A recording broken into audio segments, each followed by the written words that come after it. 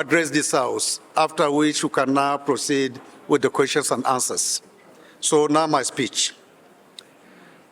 The Deputy Speaker, our leaders, honorable colleagues, our invited highly respected chiefs, distinguished ladies and gentlemen, today marks a significant milestone in the implementation of our legislative agenda as we commence the sectoral debates of the 10th House of Representatives. This is the maiden edition of the debates, and I'm pleased we are commencing with the security sector. Our focus on security is immediately clear, given the unprecedented challenges of the past decade. Over the last few years, we have made significant progress in tackling insecurity through improved investment by the federal government and the gallantry and professionalism of our servicemen and women. I salute the courage of our armed forces and law enforcement personnel. May I ask all of us to stand and observe a minute's silence for the gallant men and women who have made the ultimate sacrifice to defend our nation and those who have fallen victim to the pervasive insecurity in our land.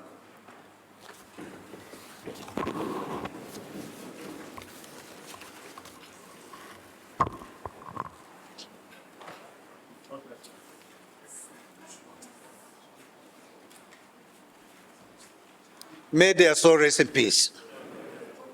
Thank you very much, sir. The Speaker, House of Representatives, Deputy Speaker, leadership of the House, members of the House of Representatives, I stand before you this morning with the greatest respect and honor to this hallowed chamber. My name is General Christopher Gwabin Musa, the Chief of Defense Staff, Armed Forces of Nigeria. By the virtue of my appointment, I coordinate the activities of the armed forces together with all security agencies.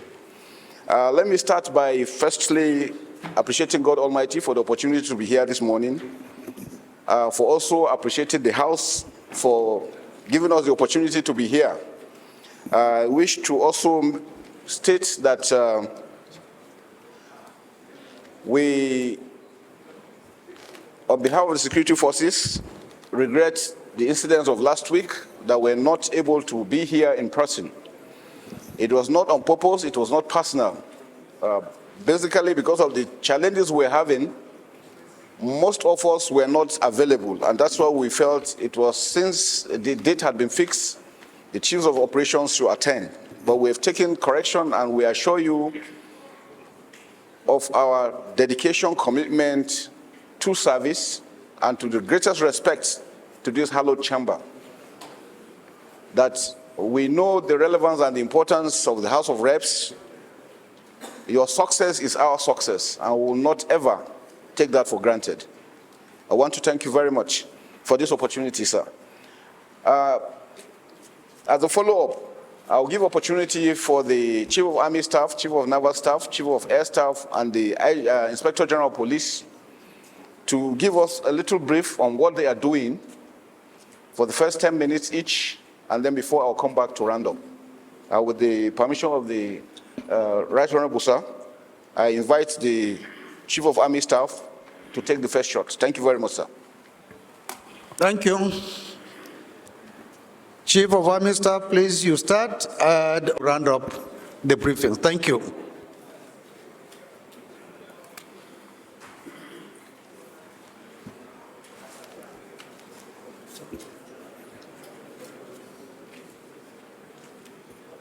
The distinguished Speaker, House of Representatives, Right Honorable Tajuddin Abbas, PhD, the Deputy Speaker, the leadership of the House of Representatives, honorable members, members of the press, good morning. I am Lieutenant General T.A. Lagbaja, the Chief of Army Staff.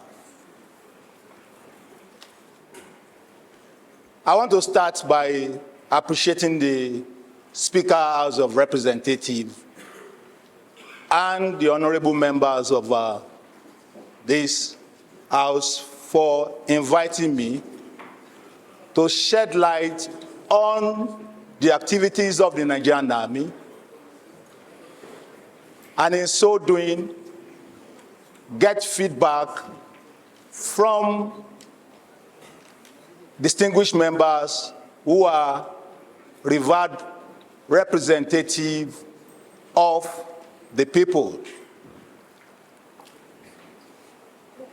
The 1999 Constitution, as amended, Section 217, provided that the nation will have an armed forces consisting of the Army, the Navy, and the Air Force. This section of the Constitution broadly outlined some responsibility to the armed forces. And this includes the defense of the nation against external aggression,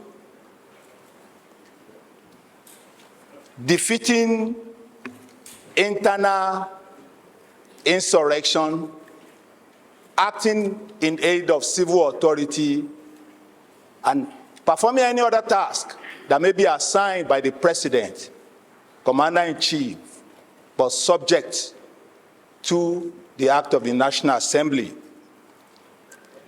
In line with this constitutional provision, the Nigerian Army has been in existence since the 1800s, and currently the Army is organized into a theater command domiciled in Maiduguri in the Northeast, consisting of 3 sectors. We have 8 divisions, a Special Forces Command, multiple brigades, and several battalions. These formations and units of the Nigerian Army are deployed across the nation and pursuant to the constitutional provision, they are conducting operations and other activities to ensure that there is peace, stability, law and order across the country. Our strategy as an army to combat the multifaceted security challenges confronting us as a nation is the deployment of forces in each of the 6 geopolitical zones to conduct operations to combat the security threats. In this deployment, the Nigerian Army has lead in 3 of the zones. These deployments are joint, they are multi-agency, and in some instances, multinational in nature. In the Northeast, we have the Joint Task Force Northeast Operation Adinkai. It is an Army-led operation. It is joint, and the bulk of Nigerian Army troops are deployed in this theater. The nature of the challenge there is terrorism and insurgency. The troops are currently combating the threats, and the tactics employed by these dissidents and criminal elements include the use of IED, improvised explosive devices, that has resulted in casualty in men and equipment. In the Northwest, the operation is nicknamed Operation Adarin Daji. It's an army-led operation, joint in nature. It is an anti-banditry, anti-kidnapping, and the operation is designed to combat other forms of insecurity. In the North Central, we have two major operations. Operation Wild Punch, covering Kaduna and Niger State largely, and Operation Wild Stroke, covering Benue, Taraba, Nasarawa, and parts of FCT. In the South-South, the Joint Task Force is led by the Nigerian Navy, considering the maritime nature of that environment, but the Army contributes its own quota to the success of the operation. In the operation tagged Operation Delta Save, it is designed to protect the nation's critical economic infrastructure and combat other security threats. In the Southeast, owing to the land-based nature of the environment, the operation tagged Operation Udoka is Army-led, and it covers all the 5 Southeast states. In the Southwest, the Joint Task Force is tagged Operation Awase, designed to safeguard the critical oil and gas infrastructure and combat other challenges. Additional to these large task forces deployed across the 6 geopolitical zones, the Army, your Army and the People's Army, also has forward operational bases designed to ensure that the troops are adequately deployed and forwardly positioned to respond to emergencies. We do not want to wait for your alarm before calling out troops from the barracks. Currently, we maintain about 40 of these forward operational bases all across the country. Additional to this, we conduct intelligence-based operation to act as stopgap and to ensure that there's no disruption in the troops currently deployed and forwardly poised to combat threats. And one of such operations is the Operation Akorin Damisa that is currently ongoing in the Mangu local government area of Plateau State.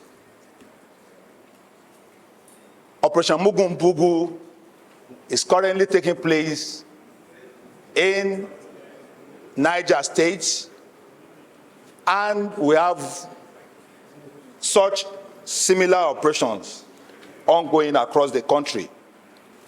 In the conduct of these operations, the Nigerian Army,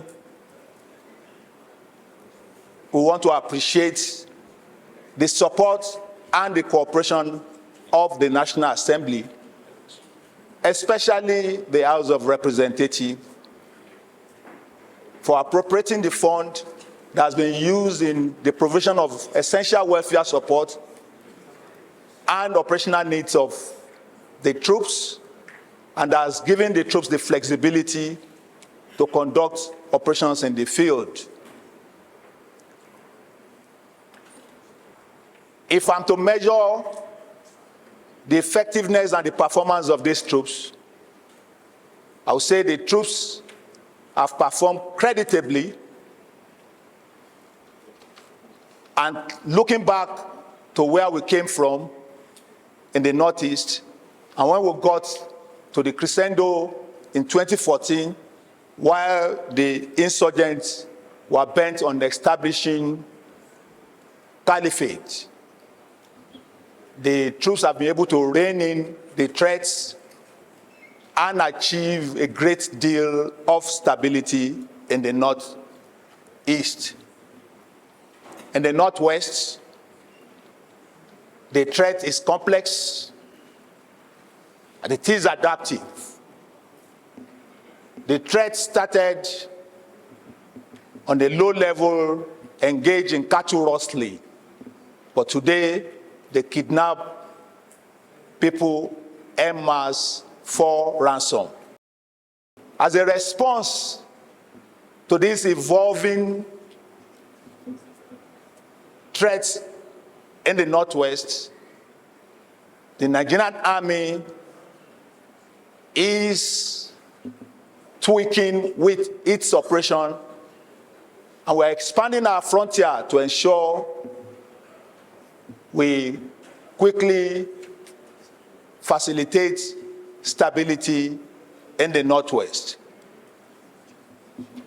In the north central, considering that most of the challenges are communal based and local to most of the communities, the Nigerian army has had to rely on other critical stakeholders, especially the traditional rulers, the clergy, to combat the threat, in addition to the use of the hard power, which is the military power. Across other zones of the country, the troops are doing well, and they are ready to go and do more. The challenges that confront these troops in the conduct of operations that I've mentioned include they are largely derived from the tactics employed by the criminal elements and the dissident groups. The use of improvised explosive devices confer advantage on an inferior force. And the classical example I used to use is when you have a force that uses crude incendiary made with about 20,000 naira, destroying a tank purchased for about 1 million naira. Some of these encounters come at great cost, not only in equipment, but also in terms of personnel loss. I want to place it on record here this morning that the Nigerian Army will continue to remain responsive to its constitutional mandate, despite the challenges that confront us as an army. The troops will continue to give their best, even at the expense of laying down their lives, to ensure peace, stability, law and order in accordance with our constitutional mandate. I want to thank the distinguished speaker, the leadership, and the honorable members of this House of Assembly, the House of Representatives, for inviting me to shed light on our activities, and I'm open to comments, contributions, observations, and questions. Thank you very much, distinguished representatives. I think we will take all the briefings and then the questions will come later. So you may please sit down. Thank you very much. the Chief of Naval Staff, the Honorable Speaker of the House, honorable leaders and members of this distinguished House, the Chief of Defense Staff and Service Chiefs and IGP, members of the press, distinguished ladies and gentlemen, invited guests. I am Vice Admiral E.I. Ogalla, Chief of Naval Staff, and I'm delighted to be here with you on the invitation to participate in this well-intended, well-timed security sector debate for the House of Representatives. I will start my brief by starting from the known before I go into the unknown. What all of us know here is that the Constitution of the Federal Republic of Nigeria, 1999, as amended, has vested the responsibility of the defense of the nation's territorial integrity and sovereignty to the armed forces of Nigeria, of which the Nigerian Navy is a part of. Particularly, the Nigerian Navy, under this constitutional rule, takes responsibility for the defense of the nation's territorial integrity and sovereignty, particularly in the maritime domain. In addition, the Armed Forces Act, which is an act of the National Assembly, has vested other roles on the Nigerian Navy. The Armed Forces Act, in addition to the roles of the constitutional roles assigned to the Navy, has vested the Nigerian Navy with the role of assisting and coordinating the enforcement of all custom laws in Nigeria, in the maritime domain, assisting and coordinating the enforcement of all immigration laws within the maritime domain, and also assisting in enforcing all laws acceded to Nigeria, international laws, regional laws, and other conventions of which Nigeria is a signatory. The Nigerian Navy has responsibility for carrying out these roles based on the Armed Forces Act. In addition, the Armed Forces Act has vested the Nigerian Navy with the responsibility of coordinating all national hydrographic surveys. If you look at the roles of the Nigerian Navy, in the Navy we've been able to classify it into three. Our basic military role, which is defense of the nation's territorial integrity.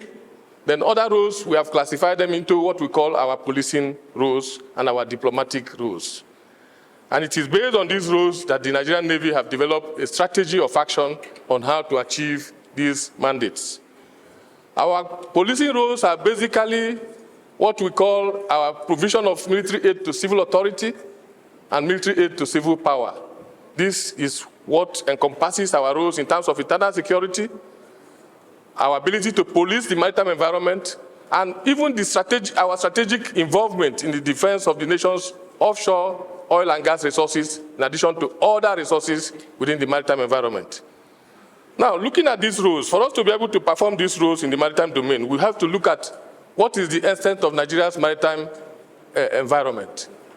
Nigeria, based on United Nations Convention on the Law of the Sea, has an exclusive economic zone of 200 nautical miles from the baseline. Baseline means the coastline. These 200 nautical miles, considering our coastline of about 420 nautical miles, translate to about 84,000 square nautical miles. If you convert it to square kilometers, it gives you roughly about 300,000 square kilometers, which is about 1/3 of Nigeria's landmass. This is the extent of the responsibility that the Nigerian Navy has to police, particularly when it comes to our policing duties. And it is beyond that, because Nigeria, based on our strategic position in the Gulf of Guinea, sees the entire Gulf of Guinea as our maritime area of interest. And therefore, we have a larger role even beyond our exclusive economic zone. Now, this maritime area of interest and our maritime environment is the treasure base of the nation's resources, starting from oil and gas to fisheries and other mineral resources, then including the fact that it constitutes a major trade route. Of course, we all know here that over 80% of all trade between Nigeria and other countries are based on seaborne trade. This gives a vast responsibility to the Nigerian Navy. In order to carry out this responsibility, the Nigerian Navy over the years have developed various strategies. Our most recent strategy is what we call the Total Spectrum Maritime Strategy, in which we have divided the entire spectrum of our environment into 5 spectrums, consisting of the exclusive economic zone, the territorial waters, and the inland waters. And when I say the inland waters, I mean all the creeks and rivers up to Lake Chad. Those are part of our inland waters. Then the land spectrum. It is our total spectrum maritime strategy which we have designed that enables us to be able to deploy within the land spectrum of Nigeria's, and that is why the Nigerian Navy is presently deployed in over 30 states of this country in support of the police and the army when it comes to internal security operations. In order to be able to achieve the objectives of this, our strategy, we have developed various operational commands. We have 3 operational commands, one in the east, one in the central, and one in the west. We have the logistics command, we have the Naval Doctrine Command. All these are areas in which we have organized the Nigerian Navy to be able to achieve this, our statutory mandate. In line with our strategy also, we have developed what we call the Trinity of Action concept. And this is where our operations are based on 3 aspects. That is surveillance, response capability, and then law enforcement. Surveillance is our ability to be able to see a complete picture of the maritime environment and our operating environment in such a way that we minimize our deployments to be able to achieve better results with less. In terms of this surveillance, the Nigerian Navy have developed what we call the Falcon Eye Maritime Surveillance System, which gives us a complete 24 hours all-weather picture of the maritime environment, particularly looking outward towards the sea. With this facility, in addition to other forms of intelligence and surveillance facility using our helicopters and others, we are confident to say that we have a complete environment outside the backwaters and the creeks. Also, as part of the Trinity of Action, we have over the years developed a fleet that is competent and responsive, that can respond to any identified threat which our surveillance systems detect. We have various offshore patrol vessels, frigates, and other patrol platforms to be able to achieve this response capability. Now, in terms of the law enforcement, the Nigerian Navy is working closely with other agencies, particularly the Nigerian Police, the Nigerian EFCC, and other law enforcement agencies to be able to ensure that when we detect, we respond, and we arrest, that the criminals are actually brought into book to be able to answer for their crimes. Because we realize that no matter what we do, without the law enforcement bringing these criminals to book, we will always go back to start from the beginning. As part of this concept, within the past few years, we have been engaged in several operations. Some of these operations are basically targeted at ensuring that we reduce crimes in the maritime environment, particularly critical issues of crude oil theft. We all know that Nigeria is an oil-producing country, and our economic survival depends on how we are able to protect that vital resource. And as such, we have several operations that are targeted towards this, and as well as securing the maritime environment from other forms of criminalities. Particular note is our Operation Dakata Dabarao, which in Hausa language, okay, I know why the honorable members are laughing. It means catch the thief. Well, this, as the name implies, the operation is designed to be able to bring crude oil theft and other criminal activities in the maritime environment to a halt. When I mean a halt, may not be to reduce it to zero, but to bring it to the barest minimum. And since we launched that operation, what we have been noticing is a gradual and continuous reduction in the activities of these criminals. Order, please. Order. Order, please, in the House. Order. We also have several operations. Recently, we launched what we call the Operation Water Guard, mostly in the Western Front, that is between Nigeria and the Republic of Benin.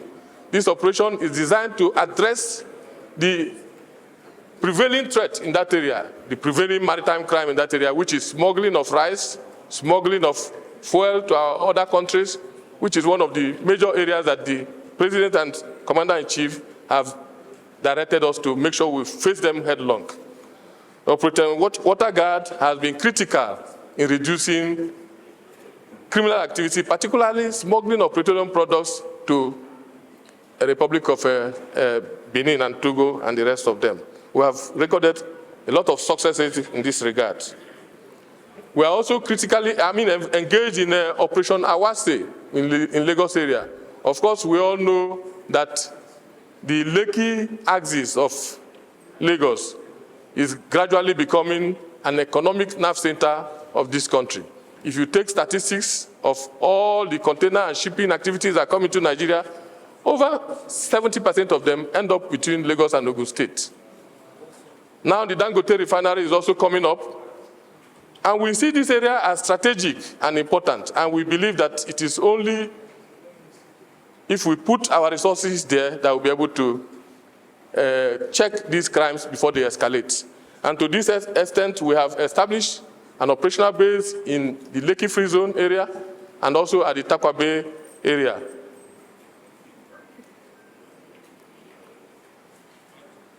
I make bold to say that the Dangote refinery has given us letter of commendation based on our activities in securing the environment within that area. In addition to other various operations which the Nigerian Navy is undertaking, we are also engaged in other critical areas of regional collaboration, because for those of us who are aware of how the maritime environment is a very fluid environment. There are no boundaries, even though we have maritime boundaries, but you cannot see any physical line to tell you that you are in Nigeria or you are in Cameroon or you are in another water. Moreover, ocean current flow from country to country. The fishes move around. They don't care about boundary. And that is why we must engage other neighboring countries and work in hand with them. And that is why we have been engaged in several aspects of international and regional collaboration. We engage in international regional exercises like exercise of Bangame, which we just concluded recently, exercise and other areas of collaboration. In fact, the Yaoundé Code of Conduct, through that Yaoundé Code of Conduct of 2014, we were able to establish what we call the Regional Maritime Control Centers, both in Abidjan and Cameroon, whereby we exchange information with all these our regional neighbors with a view to checkmating these transnational crimes in the maritime environment. Now, based on these operations, we have recorded tremendous achievements over the years. I will not go into these achievements one by one, but I wish to put on record here that prior to 2022, Nigeria was listed as one of the pirate-prone countries in the world. But based on the activities and efforts of the Nigerian Navy, the Nigerian maritime environment was delisted from that list, and Nigeria is now considered a piracy-free nation. This has several implications, both in terms of confidence of investors in the maritime environment within Nigeria, and in terms of even premium on insurance for vessels coming into Nigeria. There has been a drastic reduction in this premium, which will definitely, within a very short time, begin to impact on goods and services that are coming into Nigeria. It is also on record that within the past few 1 or 2 months, there has been some improvement in terms of oil production. This is not just something that was by accident. It is by the continuous effort of the Nigerian Navy and other security agencies, the Army, the police, and the rest of us. We have done this because when I took over, well, the first thing I told, based on my own command philosophy, is that we must purge ourselves. And by the time we purge ourselves, we'll be able to purge others. That is what we are doing. So the issue of collusion, the issue of involvement in crimes, the issue of aiding the saboteurs, I can say that we have brought it to almost zero as I am speaking to you now. And that is why these improvements are being recorded. Sir, I want to first of all thank the House for your continuous and unflinching support to the Nigerian Navy, both in terms of making adequate appropriations for us to do our job, and in providing support for us. The public enlightenment, including what you are doing now, is part of those things that assist the people to know exactly what we are doing in order to support us and to support you. I want to thank you for that.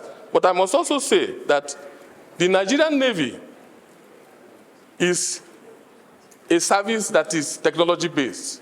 It is a service that is resource-based. There is no Navy that can function without adequate resources. We are doing our best within the available resources, but we continue to seek your intervention and your support to provide more resources for us to be able to do our job. These resources are basically required in terms of what we call fleet renewal, that is to buy more ships and platforms and aircrafts, construct jetties and other support facilities for the Nigerian Navy. They are also required in terms of human capital development. The Navy is just about, not just about 30,000 for now. We are making effort to expand the size of the Navy and train them adequately to be able to meet the objectives of the President and Commander-in-Chief of the Federal Republic of Nigeria for the betterment of the nation and the well-being of its people. Sir, and to this end, sir, I want to just suggest a few ways forward for us to be able to do more. We are requesting the House to intervene in ensuring that we are able to enhance our surveillance capability to cover the backwaters. Like what I said earlier, our surveillance capability, using the technology-based surveillance capability, captures only the coastal waters up to the EEZ and beyond. But we are looking at how to extend it to cover the backwaters, the creeks, the rivers, and other areas within the land domain that are behind the coastline. If we do this, we should be able to adequately say that those other activities of oil theft, pipeline vandalization, illegal refineries, and so on, we'll be able to see them 24 hours irrespective of the weather. As at now, we depend on human intelligence and other forms of intelligence to be able to intercept and deal with these areas. And not minding that, we have done a lot in this regard. There is no day that we do not deactivate some of these illegal refineries, and but it is always very easy for these criminals to go back and reset up. But we are dealing with them as we continue to face them. We're also requesting, sir, that there's a bill that is pending at the National Assembly, which is what we call the Maritime Security Trust Fund. We recognize that budgetary allocations have never been enough to address all the critical challenges of any navy, not only in Nigeria, but all over the world.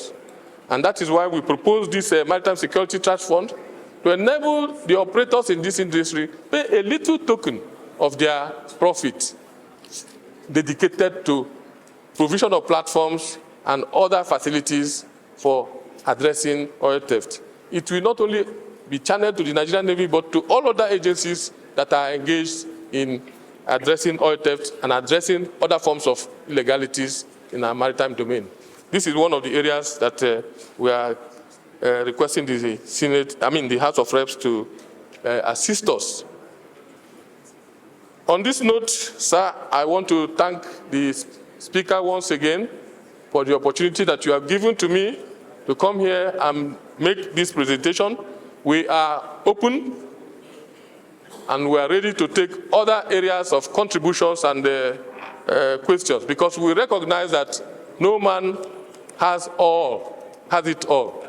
And we can always get something that we can use to modify our operations from this honorable house. I thank you very much, sir. God bless you. I think we have taken Naval Air Force now. Chief of Air Force, please, can you proceed?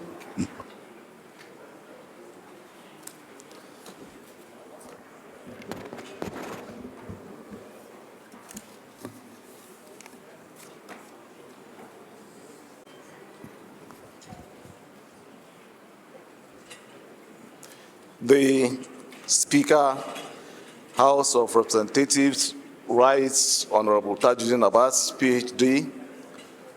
The Deputy Speaker, Right Honorable Benjamin Kalu. Distinguished members of the House of Representatives, the Chief of Defense Staff and other service chiefs, the Inspector General of Police, ladies and gentlemen, I am Air Marshal H.B. Abubakar, the Chief of the Air Staff.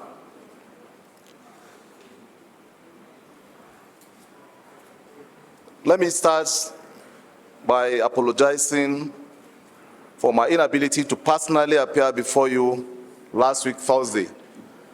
It was entirely due to reasons beyond my control. Let me also appreciate the leadership of the House of Representatives for initiating this interactive forum aimed at improving the constitutional oversight of the executive arm of government. I am aware that this wonderful initiative aims at providing our lawmakers with the opportunity to interrogate government officials on areas in need of legislative interventions. Let me also use this opportunity to appreciate the federal government under the able leadership of President Bola Ahmed Tinubu, Grand Commander of the Order of the Federal Republic, as well as members of this hallowed chamber for the attention given to the Nigerian Air Force in terms of platforms acquisition, maintenance, training, logistics support, and enhanced personnel warfare. These have immensely enabled the capacity and capability of the Nigerian Air Force to frontally tackle the myriad of security challenges facing our dear nation. Distinguished members, the Nigerian Air Force has consistently carried out its responsibilities and ensured its mandate is upheld since its establishment in 1964. I'm sure they are also aware that our security environment remains fluid and unpredictable due to threats posed by terrorists, insurgents, and other criminal elements. Now, in furtherance of efforts of the armed forces to tackle these challenges, the Nigerian Air Force has continued to conduct independent and joint operations aimed at decimating these criminal elements. This has been achieved from January to November this year through 24,795 sorties, with over, again, 27,769 hours flown, while consuming 15,864,000 liters of Jet A1 aviation fuel. Now, this brief will apprise the distinguished members of this House with the progress being made by the Nigerian Air Force operations in curbing these threats, as well as the challenges that we encounter and suggested ways forward. Starting with the progress. Now, in efforts towards addressing activities of insurgents and other criminal elements, the Nigerian Air Force embarked on a wide range of intensive air operations aimed at not only decimating the criminals and denying them freedom of action, but also shaping the operational environment in the various theaters of operations for successful ground offensives. The Nigerian Air Force is currently involved in 7 different theaters of operations across the country, and I will talk briefly on these theaters one after the other, starting with the Joint Task Force Operation Hadinkai. The Air Component Operation Hadinkai has continued to conduct joint air operations with the Land Component and the Multinational Joint Task Force to deny the terrorists freedom of action and degrade their capability to conduct attacks against soft targets and own troops. Order, order, order, please. Within the operation, sub-operations such as Operation Desert and Lake Sanity, Operation Mountain Sanity, and Operation Warun were initiated to degrade the terrorist capability and enable ground troops to exploit the environment in order to restore peace around the troubled areas. Now, through these efforts, key terrorist leaders and their foot soldiers have been neutralized, with many surrendering till date. Next is Operation Hadarin Daji. Now, this operation is primarily tasked with the conduct of air operations to annihilate terrorists and combat criminal activities such as cattle rustling, kidnapping, violent attacks, and other acts of criminalities within the joint operations areas, covering Katsina, Zamfara, Sokoto, and Kebbi states. Now, in line with its mandate, the air component has conducted several operations in coordination with the land forces, which has led to the elimination of some of the prominent terrorist kingpins. Now a look at Operation Well Punch. Operation Well Punch is an amalgamation of Operation Thunder Strike in Kaduna and Operation Gamaiki in Niger State,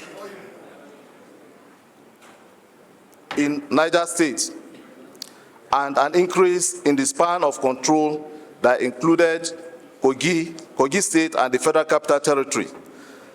Though terrorists and bandits operating mainly around Kaduna and Niger states have been very fluid in view of the large expanse of ungoverned spaces within both states, the air components had conducted a series of operations within its joint operations area with positive consequences within the areas of responsibility.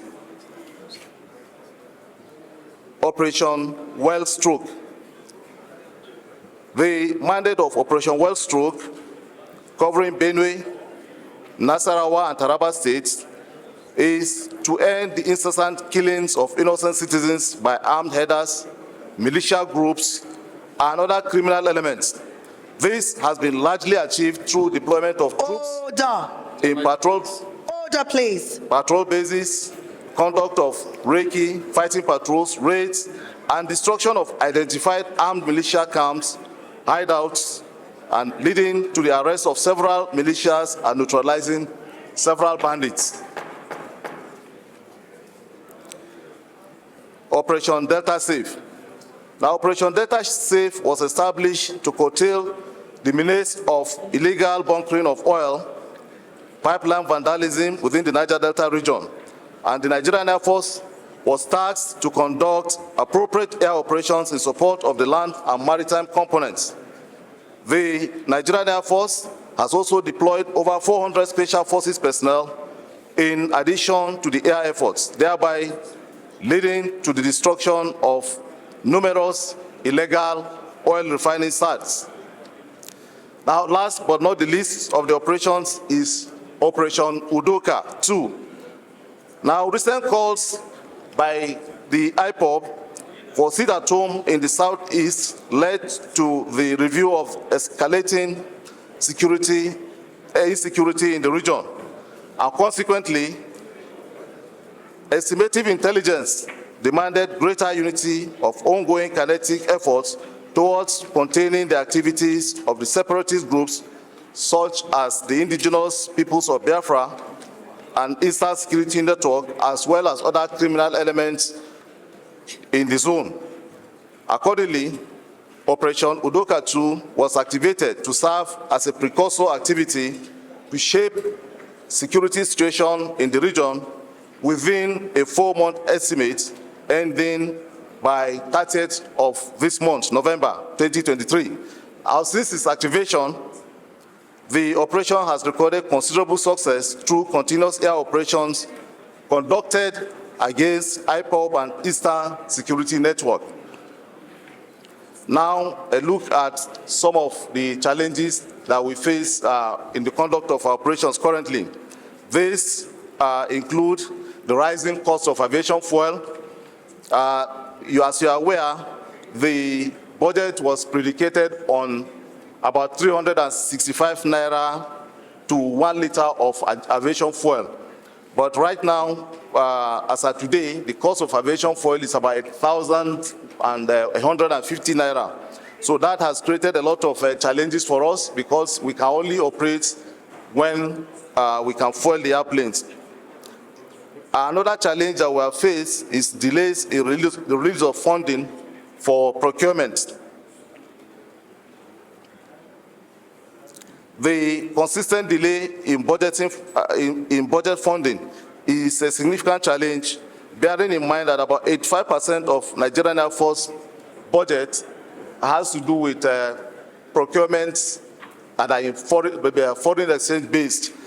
Be it whether services or equipment, is all foreign exchange based. So delays in this, and then plus the volatile nature of the foreign exchange that we have experienced in recent times also creates a lot of challenges for us in the conduct of our operations. Other challenges, as we are all aware, I will not deliberate upon porous borders, and then, of course, the challenges of manpower. Now, distinguished members, the Speaker, distinguished members, the Nigerian Air Force has continued to conduct both independent and joint operations in collaboration with sister services and other agencies aimed at addressing the prevailing security challenges in the nation. These efforts have contributed to improve security across the various theaters of operations. The major challenges of the Nigerian Air Force in conduct of air operations include the rising cost of aviation fuel, delays in release of funding, complexity in targeting, porous borders, and then the poor manpower disposition. I believe that addressing these challenges will go a long way in enhancing the air efforts of the Nigerian Air Force towards alleviating the national security issues facing our dear country. I have left out a lot of detail from this brief in order to meet up with the timing. I hope that during the interactive session, we'll be able to discuss more, and I'll be able to give more detail, and whatever issues are arising, I will be able to address. Honorable Speaker, distinguished members, thank you very much for listening. Thank you, Chief. The Honorable Speaker. Order. Order, please. Order, please. Those at the back, please, can you find seats? The Honorable Pascal, you are the monitor there. Maintain orderliness, please. Thank you. Please go ahead, sir. The Honorable Speaker, House of Representatives, Right Honorable Tajuddin Abbas, PhD, the Deputy Speaker, House of Representatives, Right Honorable Ben Kalu, the leadership of the House of Representatives, honorable members of this House, members of the Nigerian press, distinguished ladies and gentlemen, the Chief of Defense Staff, and the service chiefs who are here. My name is Kayode Egbetokun. I am the Inspector General of Police of Nigeria. I came into the office of the Inspector General of Police on June 19, 2023, with a vision to emplace a professionally competent, service-driven, rule of law compliant, and citizen-friendly police force that will support the agenda of government in the effort towards economic recovery and growth, as well as social and political development of our country.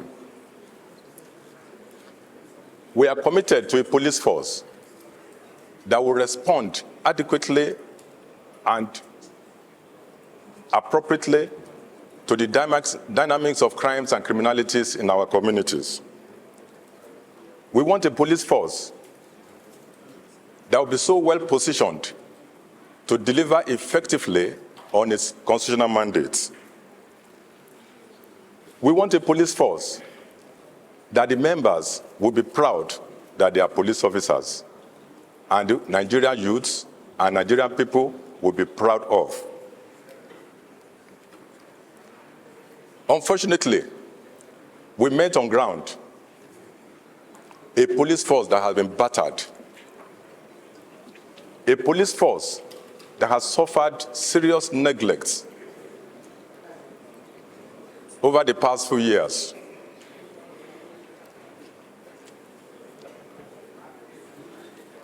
The police also finds itself operating in very difficult environment, partly as a result, as a direct consequences of this neglect. The manpower in the police today is grossly inadequate. Even the criminals know that. The United Nations ratio of 1 to 400 is not attainable in Nigeria as of today, because the ratio in Nigeria is 1 to 1,000, which suggests that we have to double the manpower in the police and over.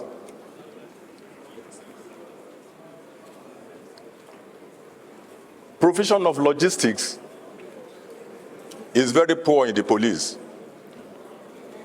We have 1,537 police divisional headquarters across 774 local governments in Nigeria. But getting vehicles, operational vehicles, for the division is difficult. Each of these divisions requires at least 4 functional patrol vehicles. But we have divisions who don't have any functional patrol vehicle as of today.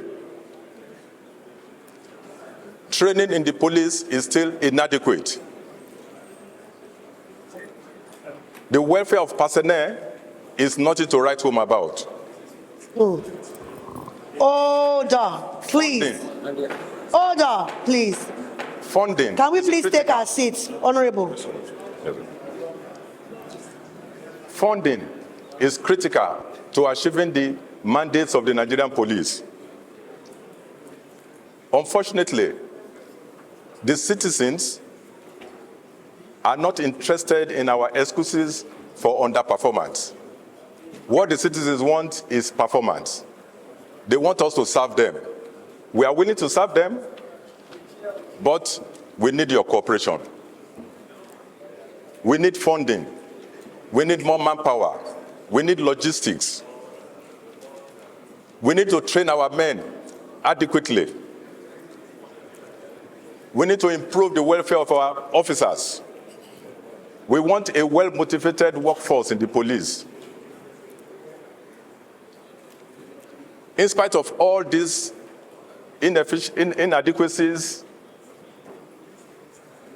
the police have been doing so wonderfully well in Nigeria. We have been doing our best to protect lives and properties across the country. We have been responding to the best of our ability. Unfortunately, no agency can perform beyond the limit of resources available to it. In the last 5 months, we have made a number of arrests. We have made a number of recoveries of illicit weapons. Some of these suspects are undergoing prosecution as we speak. But no amount of arrests that we make that will solve our security problems. Today we make arrests of 100. Tomorrow 200 criminals are coming out. It is not possible to arrest all the criminals and recover all the weapons. But within the environment where we function, the police has done so well, and we are still doing so much. We believe in interagency cooperation, and we are leveraging on the availability and the cooperation that is available from other agencies. We appeal for cooperation. We appeal for collaboration. We appeal that Nigerians should please support the police. We are implementing community policing strategies in all our communities. But we are reviewing this and changing to policing diverse communities. This means that we want to take into consideration peculiarities of each communities in the strategies that we employ in policing the particular community. Recently, I announced the establishment of Special Intervention Squad, which is going to be a standby unit of at least 1,000 men in each of the states.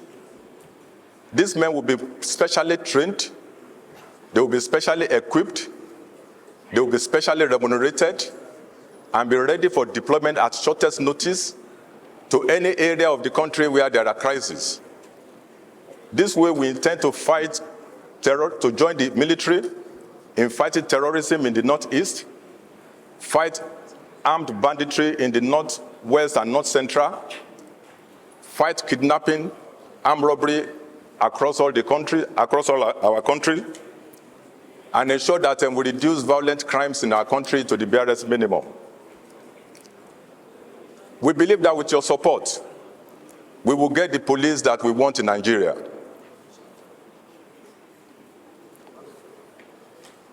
There are some of these weaknesses I also want to share, but I will wait for the executive section to share the details of this. Thank you. Thank you very much, IG.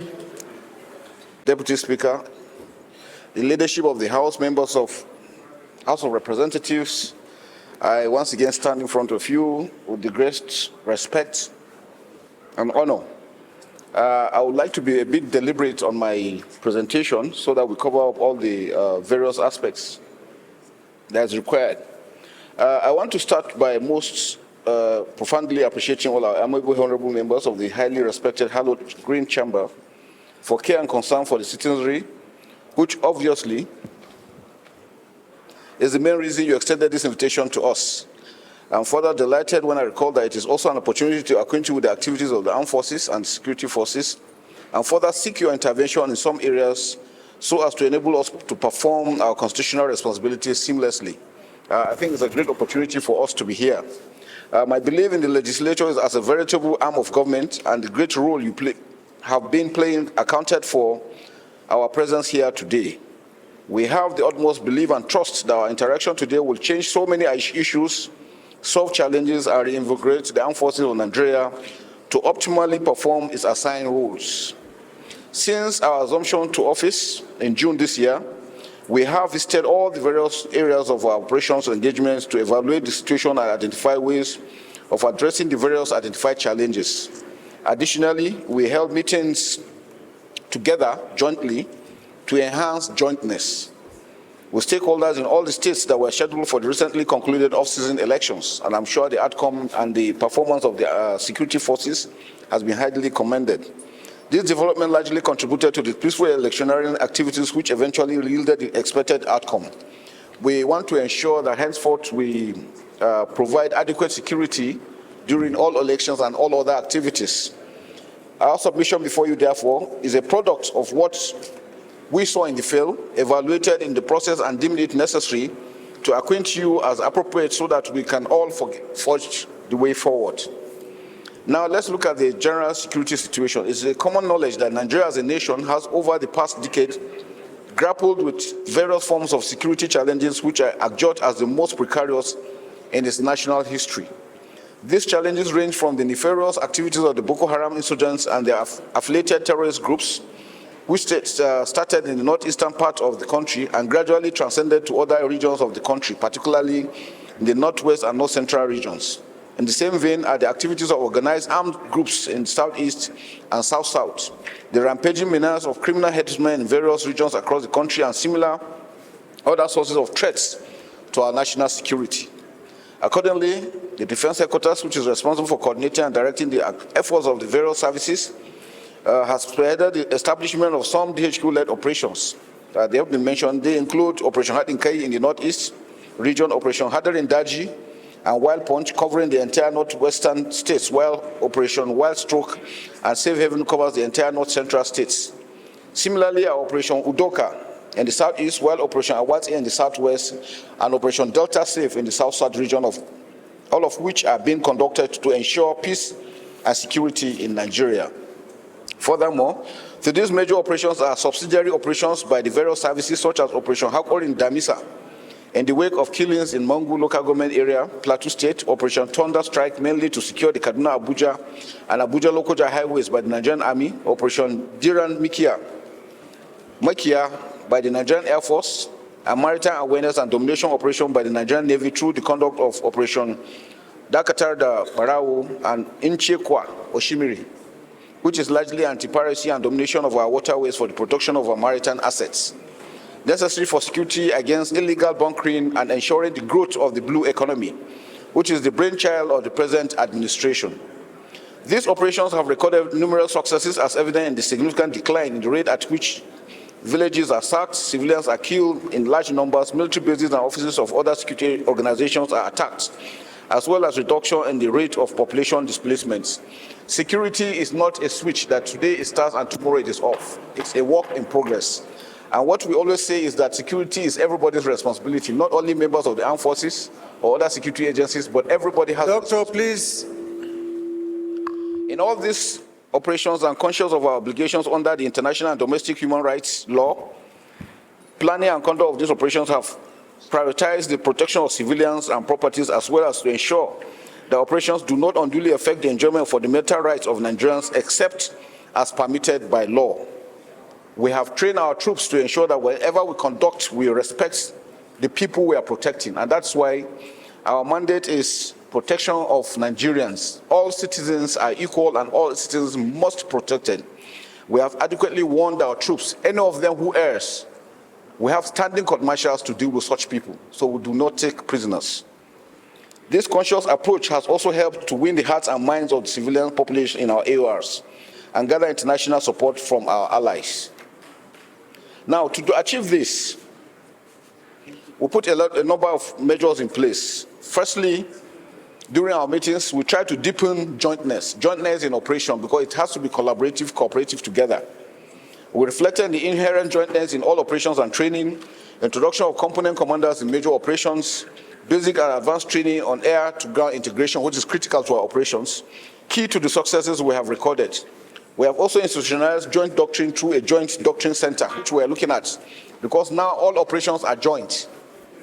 We are reorganizing of all joint operations completed. DHQ has 11 led operations. We have mentioned them before.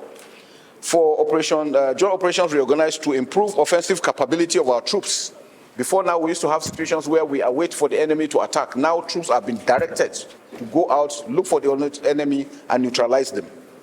We block deployment gaps within our theater of operation. We have observed a lot of operations, areas that have been left, which the enemy is using. We have blocked those ones now. We're enhancing our command and control capabilities. In the northeast, elimination of remnants of Boko Haram and ISWAP members is on the front burner. We know normally after the rainy season, they will tend to want to enhance their attacks. That we have also addressed, because operations have already been conducted. So far, over 140,000 terrorists have surrendered. I had the privilege of being the theater commander of Operation Hadinkai for 19 months. We started a surrendering exercise, and before I left, we had over 75,000 that have surrendered, both the terrorists and their family members. And as we have continued now, as we speak, we have over 140,000 that have surrendered, all awaiting the disarmament program. No territory in Nigeria is being held by the terrorists. That is very clear. No terrorists. We may have them moving here and there, but none that is under their command. The DDR, the disarmament program for the surrendered terrorists, is what is being awaited. Processes are being done and it's continuing. In the North Central and the Northeast, we equally have some that have also found out that they cannot win and they are willing to surrender. In the Northwest, we have reduction in armed banditry in the Northwest and kidnapping, domination of the theater of operations, aspects of illegal mining. In the North Central, we have reduction in tourist migration to Niger and Kaduna states, degradation of the terrorists and Saradin sleeper cells in Kogi State, enhanced security measures in the FCT and the environs through air and land domination. Illegal mining in Niger State. Honorable Suleja, please, you and your group, can you please be attentive? In the South-South, we have increased oil production to 1.7 with a target of 2 million barrels per day by 31st December 2023. That's a mandate given to us by the President. So far, we're doing about 1.7, which we believe before the end of December, we should be able to hit 2 million. And that's the effort of every security agency. Over 950 illegal refinery sites were destroyed. Over 12 million liters of illegal refined products seized. Over 3,725 storage facilities destroyed. Addressing relations in drafting support operations. In the Southeast, we have neutralization of the IPOD ESN criminal network, reduction of attack on police stations and other locations, elimination of Monday sit at home, which we are working on. For the special forces, we are also enhancing the capability of our special forces. Areas we are looking at is the post-traumatic stress disorder of the troops, because some of them have actually operated for a very long period. We started the construction of a PTSD hospital where it will cater for them. Because most of them, when they come back, they have this post-traumatic stress disorder that affects them and their relationship with their families. And we need to actually prepare them to reintroduce them back to their families, or else it will become very counterproductive. We look at better management of troops, the inducting from the mission, particularly those with PTSD. Now, where areas we need capability upgrade, force multipliers and enablers, we have the UAVs we're looking at, force protection, the MRAPs, counter-IED. The IEDs are the most dangerous aspects we're having, because those are the ones that actually give us most of the pains we're having now. Modular platforms, manpower development, increased. All the services have increased, have continued to sustain recruitment exercises. And we want to be deliberate because we want to be sure who we are recruiting so that we don't recruit the criminals that will come in again and become a problem to us. On the issue of re-engagement with international peacekeeping, currently we have troops deployed in Gambia, Guinea-Bissau, and Abe in Sudan. Successful withdrawal troops from MINUSMA in Mali because of the situation there, and then pledged some infantry companies for deployment in the UN.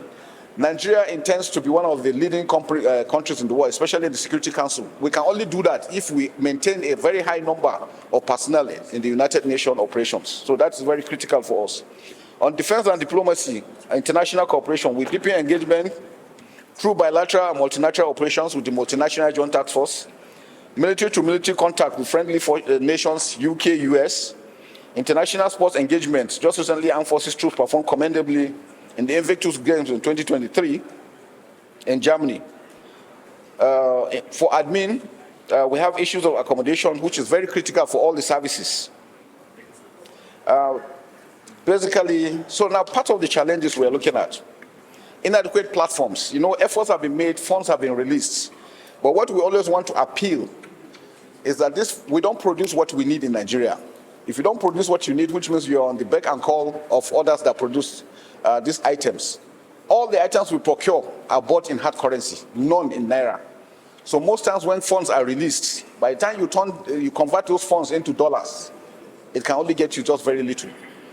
For example, during the last regime, about $1 billion was set aside for defense procurement. Out of that amount, over $600 million was for the procurement of the aircrafts. 600 million. So the whole money had gone. And that is the issue. For any ammunition we buy them in dollars.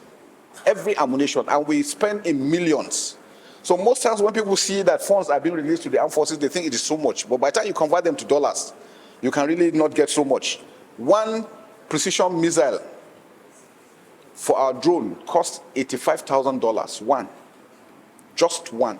So imagine how many you will be able to use and how many you can procure. So those are the challenges. So inadequate platform presented by the lack of modern and sophisticated weapon system and advanced war machine is an impediment to the operational capabilities.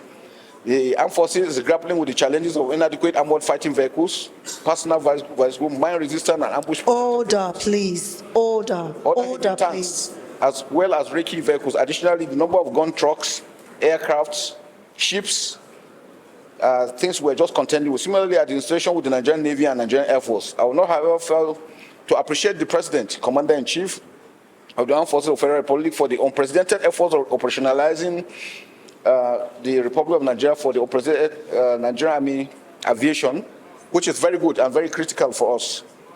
We also thank you, the House, for approving the funds that we require, and we're making efforts to try and get those things as soon as we get the funds. On leveraging emerging military technologies, the emerging military technologies manifested in the areas of artificial intelligence, robotics, and similar other needs to be exploited by the armed forces of Nigeria. Similarly, there's the need to exploit the contemporary global shift in the utilization of space technology and cyber warfare for national defense and security purposes. So far, we have initiated the process of establishing a joint cyber warfare and artificial intelligence command where such emerging technologies will be exploited to enhance capabilities of the armed forces of Nigeria. In a similar manner, the Defense Space Administration has completed the development of Innovation and Incubation Center, which is the first of its kind in sub-Saharan Africa. These outfits, which are installed with modern technological equipment, require continuous upgrade and enhancement, which are necessary to sustain the outfits in order to serve its purpose of establishment. I also require your intervention in this regard as to enable the armed forces to bring these desires to fruition.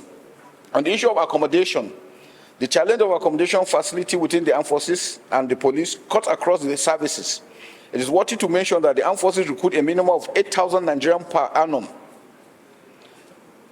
I think about 14,000, because the Army does 12,000 yearly, the Air Force and the Navy. So we have about 15,000 per annum.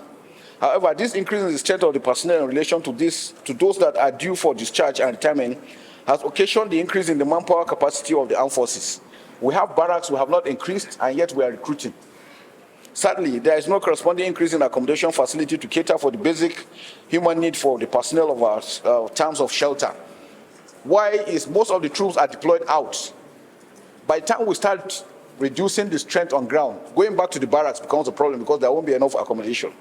This development therefore poses some negative effects on the morale and fighting efficiency of the troops. This situation will also require your intervention so as to ameliorate the challenges. Issue of funding for the operational purposes. The need for adequate funding of the armed forces to overcome the issues of combat supply, such as ration for the troops, petroleum, oil and lubricant, equipment and maintenance through the procurement of spare parts and similar others in these categories are necessary.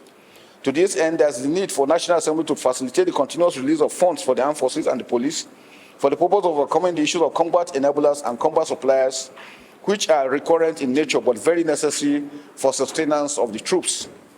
Non-encouraging media reports with the media. One of the challenges encountered is the fact that media often take delight in reporting the activities of terrorists and insurgents. Sometimes what we look at it is bad news is good news to them, but it's demoralizing to the troops. So any attack by the insurgents or terrorists receives wide media reportage to the extent that citizens begin to doubt the capacity of the government to protect them. However, the successes gains of the military and other security agencies are not either not reported or are reported just minimally. This does not endanger citizens of the armed forces and other government security agencies. This development has made the government to lose public confidence and the security agencies to lose the trust and sympathy of the populace, which ultimately encourages insurgents, terrorists, while affecting the government security agencies at all times. Areas of intervention that we're looking at. Having highlighted some of the challenges confronting the armed forces in the seamless execution of operations, there are areas that I most sincerely solicit your support. These are briefly highlighted, just in a brief. Creation of defense and security intervention funds. The National Assembly should initiate a bill for legislation that will cater for extra budgetary allocation for the armed forces and police. This could be by requiring corporate organizations such as telecommunication airlines, communications airlines, oil companies, and similar others to designate at least 2% of its annual profit for defense and security purposes. We feel that will complement, because the budgetary allocation cannot actually give us what we require. In a battalion, an infantry battalion, we need about 88 APCs. None of the APCs is less than $2 million. So if you imagine for a battalion, we have God knows how many battalions. So the budgets cannot adequately fund the armed forces. Increased budgetary allocation for equipment procurement. The need to increase allocation of defense and security will be necessary. This will enable the security forces to bring fruition all these projections for establishment of infrastructure and outfits that could enhance national defense and security. Such infrastructure and outfits could include the establishment of the Joint Cyber Warfare and Artificial Intelligence Command, among others. We also looked at the issue of increase in salaries. I know increase of salaries is bringing a lot of issues, but I think for a private soldier in the army, it takes less than 50,000 for all the work he's doing, and I think it's not adequate. On the issue of allowance, RCA, ration cash allowance, where we feed, from myself as a general to the last soldier, I'm being fed on 1,500 naira per day. That's my feeding. Feasible and realistic plan for Medivac. There's a need to ensure that personnel who suffered life-threatening combat-related injuries or are at the point of permanent disabilities are evacuated abroad for advanced medical attention in the short term, while efforts are ongoing for the upgrade of the various military hospitals. All this will require... Order. Leader, can you stand up for recognition? Order, please. Leader. All this will require... The Speaker, there are so many leaders on this row, sir. You mean Leader Dogwa or Leader Jobe? No, Leader Dogwa. Thank you very much. I'm sure you have been seen now. You can sit down. All this will require funding, which the House of Representatives will no doubt play some vital roles in this regard. Now, based on my experience, we have the privilege that all the four of us here were at Academy at NDA at the same time. I came in 1986. They came in 1987. We happen to also be from the same house at NDA. So we have known ourselves all this while, and that's why working together has made it very, very seamless in what we do. And that's why you never hear anything about rancor or infighting between anybody. We have mutual respect, mutual understanding that we have the same goal to bring peace to Nigeria, and that's what we focus on. Now, based on those experiences, those are some of the areas that I feel the legislative can also come into. Most times we tend to think that security is only the responsibility of security forces. And I said no, that everybody has a responsibility to play. We can never be everywhere. So we need education and sensitization programs for all Nigerians to understand that security is everybody's responsibility. What you see, you talk about it. You don't just keep quiet and say it is for the police or for the army. No, everybody has a role. Our neighboring countries, if you enter there as a visitor, I give you 30 minutes, they know you are a visitor. Before you know it, the gendarme is coming after you because they report. But here, it's different. People tend to think that it is not their responsibility. We're not magicians. So we need to have a system where we can train from schools, from primary schools. Let every Nigerian understand that this is his country. Let him take ownership of security, and it will make it a lot easier. The awareness will be a lot easier, and then we'll take personal responsibilities. Now, we have also realized that the magic wand to addressing security challenges, good governance. Anywhere you have good governance, security goes down, insecurity goes down. Without which is a problem. The security forces can only provide 30%. We can only provide the enabling environment. If other aspects are not addressed, it is a problem. Security is not only military security. We have food security, health security, social security, education security. So all these play vital roles into achieving what we're doing. So if we don't put these things in place through good governance, it becomes a problem. In the Northeast, we're able to achieve so much because we had elements of good governance. We have seen governors that are willing, are doing things to make the people happy. And that has transcended to the successes we're having. So it is important. Like I mentioned earlier, the issue of IEDs has remained the most potent threat we have. They put this IED on the ground because there are no roads. A vehicle climbs in, everybody in that vehicle is either killed or dismembered. So it becomes a problem. People can't eat. If people are hungry, no matter how you tell them to keep the peace, they will not, because they have to eat. And it aids criminality. So those are the aspects we're looking at, that it is important that we must have good governance wherever we are. Let everybody have this belief in the country, that this is his country and that he's been looked after. It makes it very easy. Border control. Nigeria is one area where our borders are porous. We have over 1,000+ borders. People can come in and out at will, and that's where we have movement of light weapons and small arms freely into Nigeria and out. Human trafficking is rampant. Use of drugs, rampant. Criminals come in at will and go at will. So please, it's important that we must be able to establish a good border control so that we can know who is coming in and who is going out. Forest guards. Niger State alone has over 73 forests. Niger State alone. All unmanned. Those are areas where these non-state actors use to project their activities. We must be able to find out how we can hold those places down together. The issue of judiciary. I've been in the Northeast. There were a lot of Boko Haram elements that have been captured and have been kept. We have kept them for over 5-6 years. We, the armed forces, cannot prosecute. We can only provide protection for them. Some of them have been found to be wanting, but no prosecution. So we're keeping them for this lengthy period. Everybody accusing the armed forces of keeping them against their human rights, but we cannot prosecute. So the issue of that one aspect. Another aspect of the judiciary is this. You do all your efforts. You make an arrest. You hand over. Before you enter your vehicle, the man is released on bail. Now you have risked yourself in doing that. By the time he is released, he goes to tell the people who you are, and then your family members or you are at risk. So it gets to a stage where the security forces are not even willing to do it, because once you get an arrest, the person is released. We have the issue in the South. A lot of the ships the other ship that was arrested 10 years ago. It was arrested, it was handed over. The ship went and changed its name, changed its color, and came back again. 10 years later, we arrested the same ship. And by the time you hand over the ship, before you know it, it's released. So please, I think that's one area that we really need to look into. We must have special courts that can handle this thing.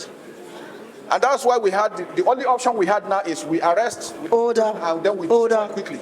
Order, please. Because the longer we keep it, it becomes a problem. We come under pressure to release it, or when it is released, it is taken back. So please, it's one area that I think the legislature need to look into.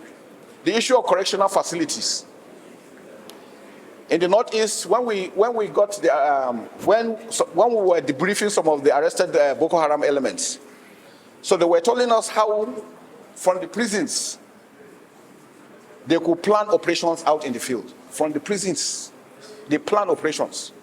They pass funds across, and we said how. They use some of the warders from there. We don't say all of them are bad, but they use some of them. They use their accounts to transfer money. And the deal is anybody's account who money is transferred to, they share 50-50. Those are the areas, those are the challenges we're having. And if you look at where we have the correctional facilities, they've all been occupied now. The Kuje facility, you have a school sharing wall with the prison yard. In Ibadan, the marketplace is where Agodi is where you pass to go to. So I think we need to really look at this as critical to have good control in these areas. Now, sir, one basic area we're looking at is this issue of the Southeast. Simon Ekpa.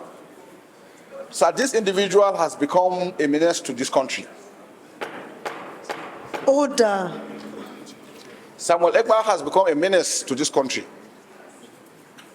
So the country must act on it diplomatically. Finland is having a free way, encouraging him to do what he's doing. By his utterances and his actions, is affecting what is happening in Nigeria. We should never allow that, sir. So I think our foreign service need to step in to address such issues. It's either we invite the ambassador or somebody, they must explain why they are protecting him. And he's doing us more harm because by his utterances, a lot of people are being killed. We cannot sit back and just keep quiet. I think it's very, very important, sir. Then the aspect, lastly, is the issue of illegal mining. Most of the crises we're having, especially in North Central, Northwest, issue for mining. Gold is being mined. The states are not benefiting from these things. We must take contract actions. There must be legislation on these issues so that we can have control. Let the states take over and be able to control so that people can have the benefit of these minefields. On the general terms, I want to say thank you for this opportunity, sir. We're here to answer more questions. Thank you very much, sir. Thank you, Chief, for the elaborate briefing. Honorable colleagues, our invited guests, we have heard your submission, your presentation. My concern here is the operation Hadarin Daji. You have launched this operation, or rather Nigerian Army have launched this operation on 19 March 2021 with the aims of combating banditry, kidnapping, and cattle rustling. But unfortunately, up till now that we are speaking here in this chamber, the numbers of bandit camps have increased than it was before. And Chief of Army Staff, you have all intelligent information. I believe you have. Before, in Sokoto, we don't have numbers of camps of banditry across the local government. But believe me, today, in Goronyo local government, my own local government, you have the intelligent information. I may not presume you don't know, but you have it, that there is more than 5 bandit camps in Goronyo local government. Not far away, 5 kilometers to the communities of their surrounding. Chief of Army Staff, Operation Hadarin Daji, the result that Nigerian Army are targeting to achieve through that operation, that result was defeated, or rather almost defeated. We want the Nigerian Army and the Chief of Defense Staff. What? Hold on, I'm rounding to my question. I have the floor, I'm rounding to my question. We want all of you, and you know, I was a commissioner. Honorable Goronyo, please. I'm rounding. You are to ask questions, not to lecture. I'm rounding with my question, sir. Please I need your protection. rephrase and ask your question directly, please. Don't say your question. I'm rounding, sir. Chief of Defense Staff, Chief of Army Staff, you know, so many governors across Northwest, they have made a personal effort in supporting clearance operation in their respective state. But unfortunately, that individual effort is giving little result, because you can only clear bandit from Sokoto temporarily in a couple of weeks. Before you know, next week they will resettle back. I want you people to collectively, please, coordinate a clearance operation that will take place in this affected area, so that the things will carry on simultaneously. That was my question. Thank you very much. Thank you. Speaker, my highly respected colleagues, my name is Honorable Yeyoba Otumba Adewumi Oriyomi Ononuga. I represent the fabulously united people of Ikene, Shagamu, Remo North. I am proudly from Ogun State. My question or observation or advice would be to the Chief of Defense Staff and the Chief of Army Staff. In my constituency, as small as some people may consider it to be, there is a company. Honorable Marquez said, Madam wants you to listen to what she's saying. Very important. There is a company that builds APCs and a lot of security vehicles. It's called Proforce, and I'm sure you know about them. I think they need to be encouraged, and if perhaps you are not at this point in time patronizing them, they should be patronized, because that would most probably reduce the number of importation and reliance on importation with regards to APCs and other security equipments that you might need. Because this is a security outfit, I do not know all the things they do, but I know for a fact that they do APCs. That is on one hand. You have intelligently told us your analysis and assessment of the situation that you have on hand. You have also asked this House on the assistance that they can give you with regards to your budgetary allocation. Would it not be suffice to say that it is important to have a kind of summit that would include the legislature, the judiciary, all the people that you feel need to be attentive to the situation and challenges that you're going through, so that there would be not a charade, but good discussions on the way forward and how you can be assisted with regards to making your job a little more easier than it is at the moment. I also wanted to say to you that local intelligence, a lot of people have complained that when they give information to the chief, to the security agencies and the police, they get round to be haunted with regards to the information that they pass across. It is important that you indeed make the people who are the best eyes, that you have also said here today that security is a job for everybody. You need to also make them very comfortable with regards to being approachable for them to give you information and their lives not being at risk at the same time. Thank you, Mr. Speaker and honorable colleagues. Thank you very much, Right Honorable Speaker. Anocha Dunukofia, Federal Constituency. I'm from Anambra State. My question, first of all, commend Mr. Speaker for this thought of having this session. It's a wonderful thing. And also commend all the service chiefs and the IG who are here. We do recognize the sacrifices that are being made by our military, who are our brother. Very supreme sacrifice. My question is simple. The Chief of Defense Staff spoke about welfare, as it were. Honorable Aminu Jamo, where are you going? Go back to your seat. Welfare, as it were, but I'm looking at welfare as it regards retired military personnel. Because once the military personnel leaves office, the next 1 or 2 months you see them, they are totally different person. Coming from a military family, I understand the fact that the retired personnel their welfare are not well taken care of in terms of pension, in terms of gratuity, is not paid on time, and even death compensation to their widows and families are not paid on time. My question is, you have opportunity to present your budget to this National Assembly.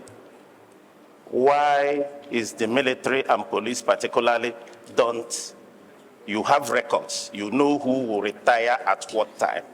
You have records. Why you don't envisage it? I'm waiting for Mr. President to make a pronouncement like he made some weeks ago for your retired personnel. It's very indicting.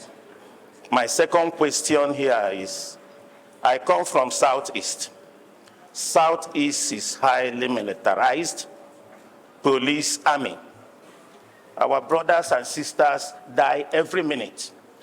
Every minute. I thought that the military could use what they call, or advise the executive on what they call non-kinetic energy to quench this kind of unarmed agitators from the Southeast.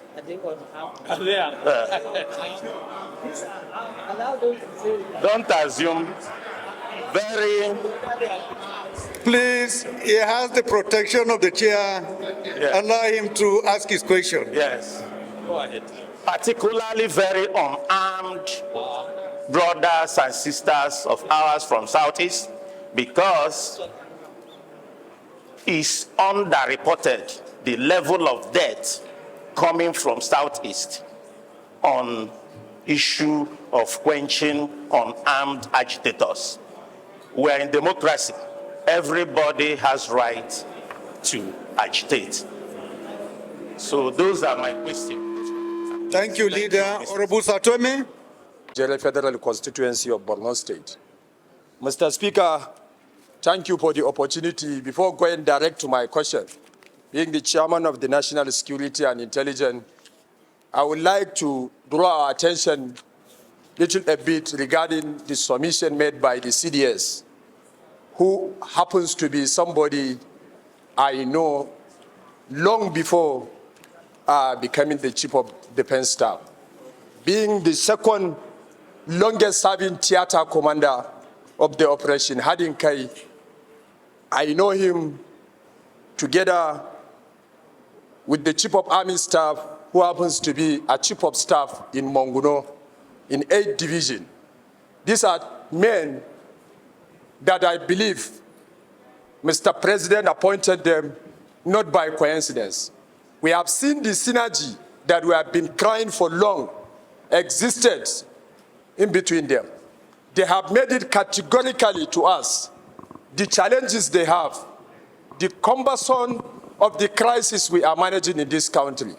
If you will quantify it in terms of resource and manpower, we will appreciate them and we will immediately resort to an executive session to look into a solution. This time around, Mr. Speaker, I want to put it to you straight, Mr. Speaker. Whatever you will going to do within the powers conferred on you and this legislative chamber, we should make sure that we have made funds available, not only the budgetary allocation. Think outside the box to provide resource for the employment of Nigerians into the police, into the military. If you look at all these crises, we have to wear our thinking cap without empowering and considering the welfare of our security operation. They have said the deficit clearly to us. If you look at the population of Nigeria, with what they have on ground, definitely the issue needs a critical and logical conclusion. They have said it clear. And my question goes to the IG first directly. Inspector General of Police, please, when are you reviving the Mopol unit in Limankara, Goza, which I believe the second stronghold of Boko Haram is in the Mandara Mountain as I'm speaking to you. They will run to the high hill, attacking our security operatives day and night, attacking farmers, slaughtering farmers. And to the CDS and the Chief of Army Staff, which I know, they have said it clearly what I want to ask. What is the benefits of the technology that you are having now, and what are your challenges if we will imbibe the culture of providing more into our security and defense system in terms of cyber security and technology? Thank you very much, sir. Honorable Said. I represent the good people of Bagudo and Suru Federal Constituency. Mr. Speaker, I'm from Kebbi State. Mr. Speaker, I want to join my colleagues in commending the Service Chief, Chief of Defense Staff, the Inspector General of Police for a wonderful and a good job they were doing. Mr. Speaker, I listened to their presentation, particularly the presentation of the Chief of Defense Staff, whereby in his own presentation, you mentioned the issue of illegal mining. Mr. Speaker, my question here to the Service Chief, the Inspector General of Police, and the Chief of Defense Staff. The issue of the illegal mining constitutes 50% of the security challenges, particularly in the northwestern state and other zones where the illegal mining activities is taking place. Honorable colleagues, Mr. Speaker, what will surprise you, most of the areas, particularly in the northwestern state, where the illegal mining is taking place, the issue of the banditry and the issue of kidnapping and other security challenges are also taking place in those respective areas. But the mining activities is also going on there simultaneously without having any issue of challenges. Mr. Speaker, my question here, what are the service chief, Inspector General of Police, and the CDS doing in bringing an end of the issue of the illegal mining, which I believe it is being resolved? It has solved the 50% problem of the security challenges we are having, Mr. Speaker. That's my question to the CDS. Commending the service chiefs for how far we have come in 6 months from what it used to be. Having said that, you've spoken about collaboration with agencies. I'm aware that Nigeria has what we call the satellites through NIGCOMSAT. And Nigeria borrowed money to set up this satellite agency to oversee the entire country.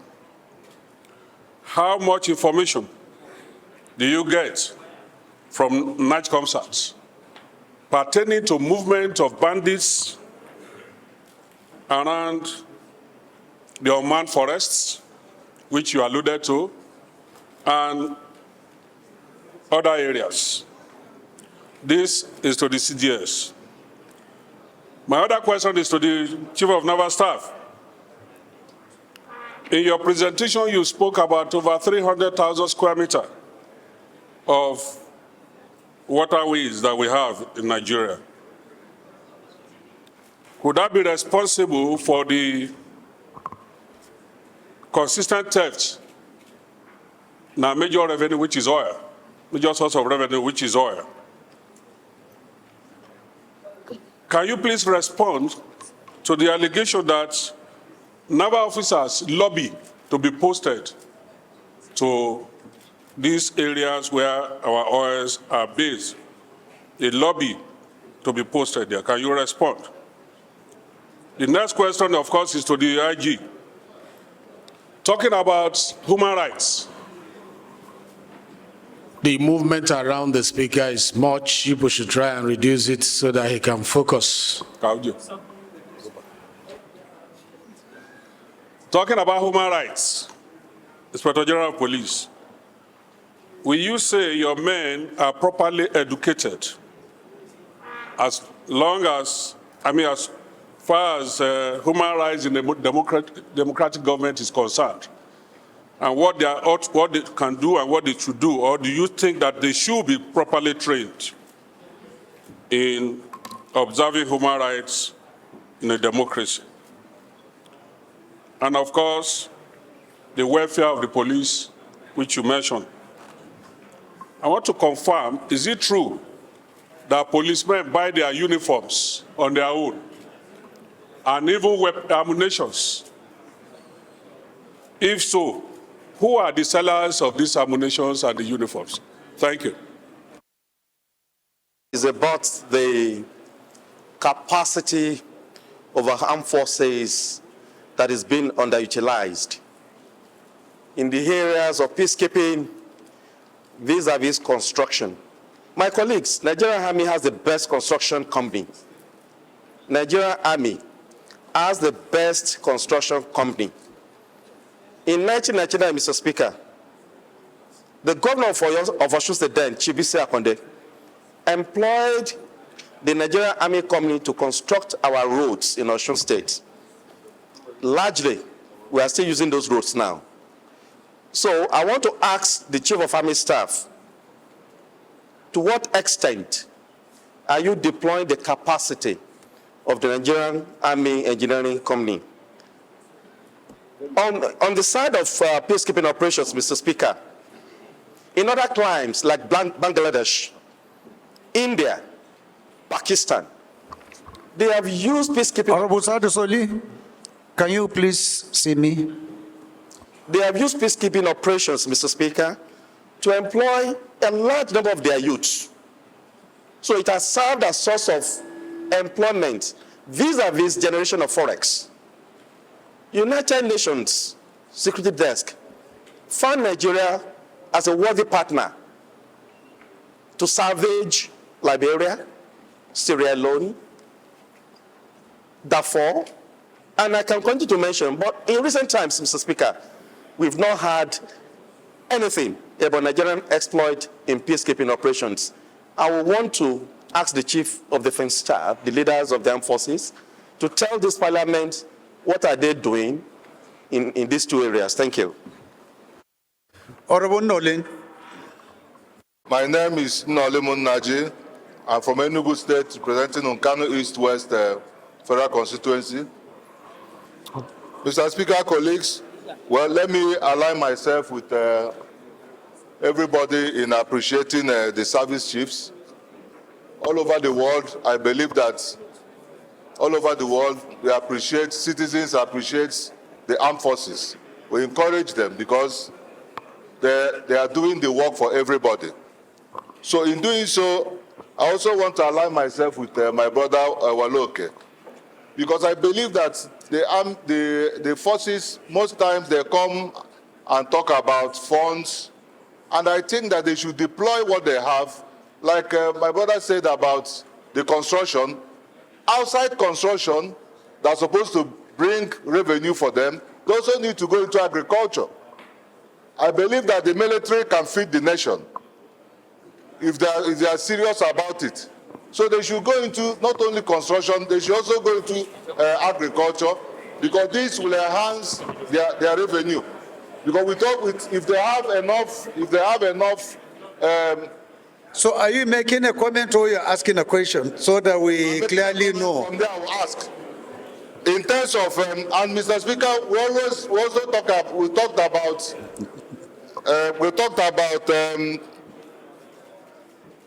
as long as my own contribution, as long as we continue to have difficulties in our economy, there's no way we can solve the issue of insurgency and crime in Nigeria. It is very difficult. I also believe that that we continue to. I also believe that that part of the problem we need to solve is poverty. Because once the economy continue to go down, there's no way we can solve this problem of insurgency. So part of it is to encourage the country.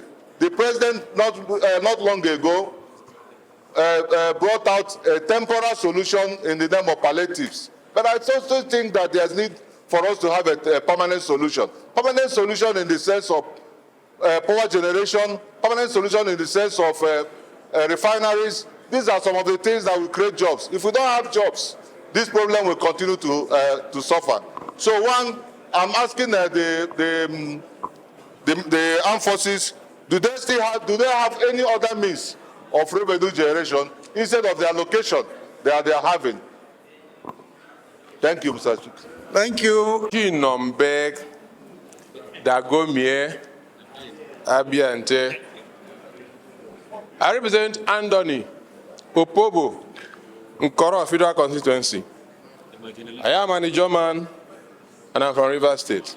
Mr. Speaker and my very distinguished colleagues, my concern is about the Nigerian police. And I'm happy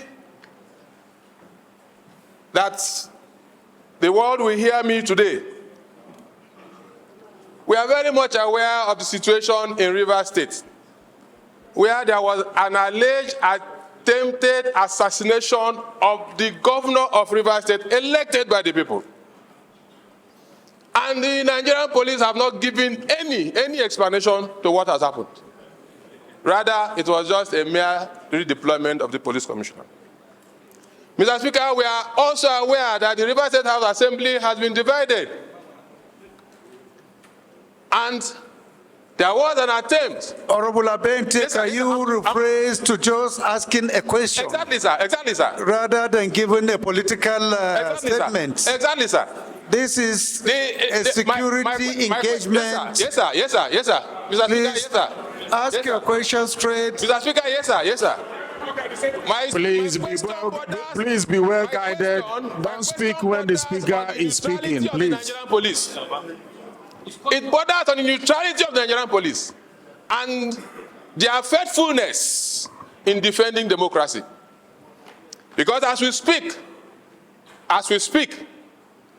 the only reason they gave for attempting to assassinate one of the speakers, the factional speaker of the House of Assembly, was that it was a routine patrol. Point of order. Point of order. It was a routine patrol. Point of order. This is suitable for an ordinary plenary. You can discuss, but this is an engagement with security agencies. Please direct your questions to the security agencies only, please. Thank you very much, Mr. Speaker. Mr. Speaker, thank you so much for the protection. Mr. Speaker, I want to ask the Nigerian police, what is their level of neutrality in the protection of Nigerians and Nigerian institutions? Thank you very much, Mr. Speaker. You're welcome. Thank you. Honorable Lema has spoken. Honorable Lema has spoken on your behalf. Order, order, order, order, please. Mr. Speaker, honorable colleagues, the service chiefs and the IGP, I remain Abdul Samad Dasuki, representing Egbetokun from Sokoto State. Mr. Speaker, honorable colleagues, let me join my other colleagues who have commended the service chiefs and their gallant officers and men that are out there on a daily basis to protect we Nigerians. Mr. Speaker, on that note, I would like to use this opportunity to highlight the challenges that members have brought before this People's Parliament with regards to the security issues since our inauguration, June 13th. The service chiefs, it will interest you to know that we have received over 100 motions with regards to needing security presence within our constituency. And I can assure you more than 90% of those motions is the military. Very few have spoken about the police. And this shows a tacit vote of confidence that the Nigerian people have, or the constituencies, or we the parliamentarians have on this institution of the military. On that note, I would like to highlight a very important issue, which is one of the fundamentals for us to achieve security. Like we all know, Mr. Speaker, honorable colleagues, Section 214 of the Constitution highlighted the powers of the police, where this Parliament or the National Assembly is empowered to make laws for them. And like you all remember, in 2020, we have the new Police Force Act. And let me highlight that act. I think, I'll go there, please, leader. It says the police shall prevent and detect crimes. The police shall maintain public safety. The police shall maintain law and order. So my comment is there needs to be a synergy whereby in the long run, we need the police to start doing the work the military is doing today. Most of the work the military is doing today is the work of the police. So I think we have to have a strategy where the police will gradually come in. And how can the police come in? Like the IG made mention, he met a police that is battered. But Honorable Alassane Dogwa has brought a solution. We in the Parliament, we will assist, but you need to start from the executive. What we need to do, Mr. Speaker, honorable colleagues, as soon as possible, which the Chief of Naval Staff highlighted, is the Maritime Security Trust Fund. It will interest you to know in 2018, then as the Chairman House Committee on Navy, we championed that bill and took it to Villa. Unfortunately, one of the ministers then made sure that that bill did not see the light of the day. So as a Parliament, if we are able to assist the Navy to have the Maritime Security Trust Fund, which is within our own purview, because that is what we are supposed to do, to make laws. I can assure you then. Have you asked your question? I will get there, Mr. Speaker, sir. So please go to the question now. Mr. Speaker, my question now is straightforward, Mr. Speaker, which has to do with the funding that all of them highlighted. You have made mention in our legislative agenda last week, security is a priority. The issue of oversight will be like never before. Thank you very much, Mr. Speaker. Thank you very much, honorable colleagues. Thank you, Honorable Bob. Mr. Speaker, the People's House is represented by many political parties here. In this debate, we've had over 22 speakers, of which the majority of the speakers are APC and PDP and 3 NMPP. And yet the Labour Party is the second minority party in this House, and nobody from Labour Party has been asked to stand up. Mr. Speaker, am I protected? Mr. Speaker, maybe has not been the office. Point of order noted. Point of order noted. You Order. recognize you. Don't worry. Am I protected, sir? You are not You are protected. protected. Order, please. But you have made your point. We will do the needful. Mr. Speaker, I recognize you as the most fair-minded speaker. You don't discriminate. But it will appear that this debate has been hijacked by a certain political party, denying all of us the opportunity to speak, Mr. Speaker, on an issue that cuts across all the 6 geopolitical zones. Mr. Speaker, I'm only begging and appealing to your fairness that we all know you, sir, that you call some NMPP and Labour to contribute to this debate, Mr. Speaker. Which party are you representing? I represent Labour Party, proudly. Is that how you pronounce it? LP 78, LP 79, LP 80. Thank you. Your point of order is noted. Honorable colleagues, I am Aliyu. Mr. Speaker, Niger Republic recently withdrew from the Joint Task Force, and if you could look, Niger Republic is a gateway for allowing these arms from Libya down to Nigeria. I'm asking the service chief, what efforts will you put? Honorable Gadi, come back, please. Come back. What efforts are you going to put in place to curtail this issue of inflow of these small arms? Secondly, Mr. Speaker, recently the federal government have agreed to bring in to the Air Force the brand new Takono aircrafts. I will want to find out whether these aircraft are fully put into use, because if they are put into use, the bandits who are staying in the forest would have been smoked out. So the Air Force, the Chief of Army Staff and the Air Force, these are my questions. Thank you very much, Mr. Speaker. Thank you. Submitted a written question. Please go ahead. And then after you, Maran Honorable LUP will now speak.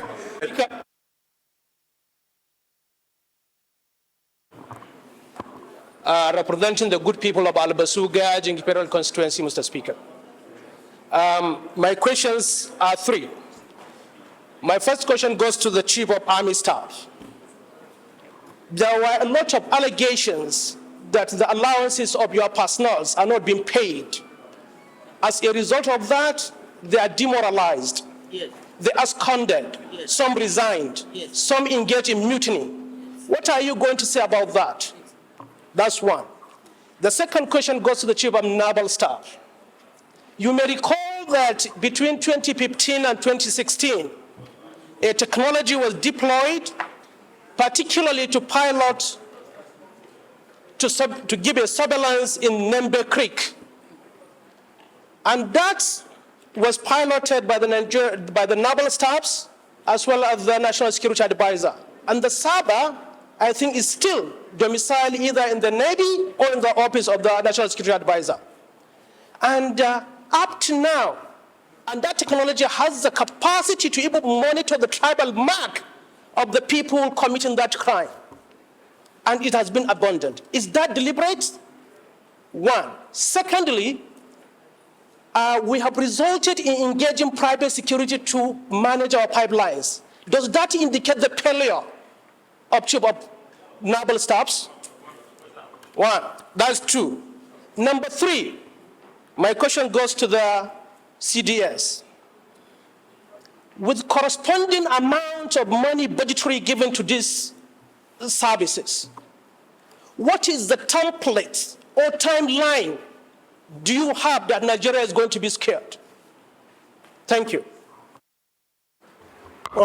Distinguished colleagues, I wish to appreciate our service chiefs and the Inspector General of Police for their gallant service and sacrifice to Nigeria. Mr. Speaker, as regards present economic realities, can the CDS inform this People's House of Representatives if he has adequate and necessary platforms, assets, and manpower to undertake the operations that he is currently leading? Also being cognizant of human rights, especially in their various theaters. Then secondly, Mr. Speaker, I wish to align myself with my brother, another Labour Party brother, Honorable Ginger Onwusibe, when he stated about the utilization of political solutions to security. Mr. Speaker, considering the high rate of crime and criminality, banditry and assassination and kidnapping, especially in the Southeast, I wish to ask the CDS, would not the release of my constituent, Mazi Nnamdi Kanu, be a panacea to peace in the Southeast? Thank you, Mr. Speaker. Thank you, Mr. Speaker, for allowing the spokesperson to speak today.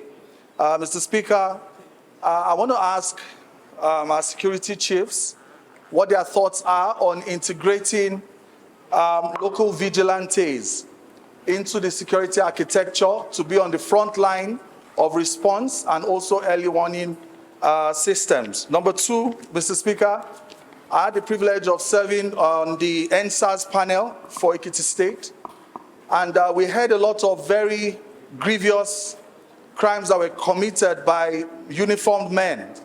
So I'd like to ask what your thoughts are, what your key learnings were from the NSAS experience, and also to ensure that we don't have such human rights violations further. And lastly, Mr. Speaker, as we know, we have extant legislation and policies that states that every Nigerian that is taken to a hospital, they owe the person the duty of immediate care and stabilization in emergencies. We want to be able to hear from our security chiefs very loud and clear that the issue of police reports is no longer required in hospitals before Nigerians are treated. We've had motions in this respect about people like Greatness, the young lady that died in the Metama hospital because of the issue of police report. So it would help for the hospitals to hear directly from you today before Parliament. Thank you very much, Mr. Speaker, for allowing me to speak. Mr. Speaker, my question has to do with our legal frameworks. We have adjusted the Police Act.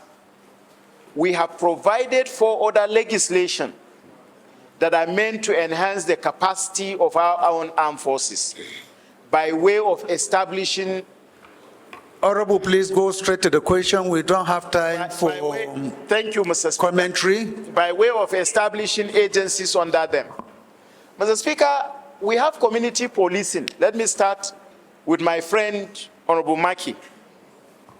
If we have community policing in the new Police Act, Nigerians will want to know how effective is community policing being implemented and how it has affected the security of the Nigerian people.